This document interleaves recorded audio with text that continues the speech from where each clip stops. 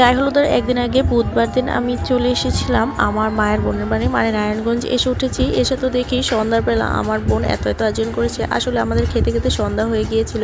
এখানে একদম 5-6 পদের আইটেম করেছে, সাথে গরুর মাংস রান্না করেছিল। আমার বোন এমনই করে পাগলের মতো ইচ্ছে মতো রান্না করে ফেলে। এক জায়গা থেকে আরেক জায়গায় এসে কিন্তু এত কিছু খাওয়াও যায় না। তারপরের দিন সকালবেলা যখন আমরা চলে যাব তখন তন্দুরি রুটি, গরুর মাংস গরম করে দিয়েছে, সাথে ডাল আর সবজিও ছিল। আমার ভয়েসটা হয়তো ক্লিয়ার শোনা যাচ্ছে না, কারণ আমি এখানে বিয়ে বাড়িতে বসে ফ্যানের নিচে ভয়েস ওভার দিচ্ছিলাম। আসলে যদি এখন ভয়েস ওভার না দিই, এই ভিডিওগুলো ক্লিয়ার না করলে আমি অন্য ভিডিও করতে পারবো না, আমার একদম পুরো স্পেস ফুল হয়ে যাবে।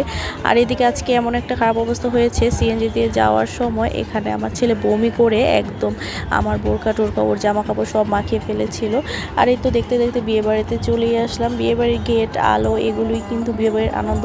আসার পরপরই আমার খালাতো বোন খালারা বলছিল যে চলো আমরা গিয়ে কিছু কার্ভিং করে নিই, কেউ নাকি পারে না। তো এখানে এসে আমি দেখি আমার থেকেও বড় বড় লোক আছে, তারা পারে এগুলো। আমার মামাতো বোন, আমার খালামণির যা, ওনারা ছিল। তো আমার খালামণির যাও খুব সুন্দর করে ডেকোরেশন করেছে, আর আমি তো একটাই মাত্র পেপের ডেকোরেশন করেছি, আমি আর আমার মামাতো বোন মিলে। আর এখানে এত এত বাজি ছিল, 20,000 টাকার নাকি বাজি কিনা হয়েছিল। বাচ্চারা সব ফুটিয়ে শেষ করে ফেলেছে। এখানে কয়েকটা রয়েছে, এগুলো আমরা দেখতে পাইনি, কারণ বাচ্চারা কখন নিয়ে একদম সব শেষ করে ফেলেছে, দেখতেও পারিনি।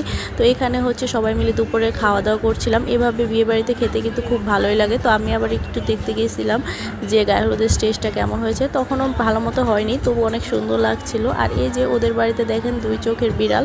তারপর দুপুরে এই যে খাওয়া দাওয়া করতে চলে আসলাম। বিয়ে বাড়িতে এভাবে খেতে যে কি ভালো লাগে, একদম অন্যরকম ফিলিং। অনেক দিন পরে এভাবে বিক্রমপুরের বিয়ে খাচ্ছি। তো এখানে ভাত, তারপরে হচ্ছে সবজি, আমার খালা কতগুলো সবজি দিয়েছে, সাথে ভাতও দিয়েছে। আর এটা হচ্ছে চেপা দিয়ে কি শাক যেন রান্না করছিল, এটা সবচেয়ে বেশি মজা লাগছে। সবাই একদম এটাই খেয়ে ফেলেছে। মানুষের মাংস শেষ হয়ে যায়, তবে আমার খালার মাংস শেষ হয়নি, অথচ শাক শেষ হয়ে গিয়েছে। তারপরে যে আমার খালা এতগুলো গরুর মাংস আর ঝোল দিয়ে দিয়েছে।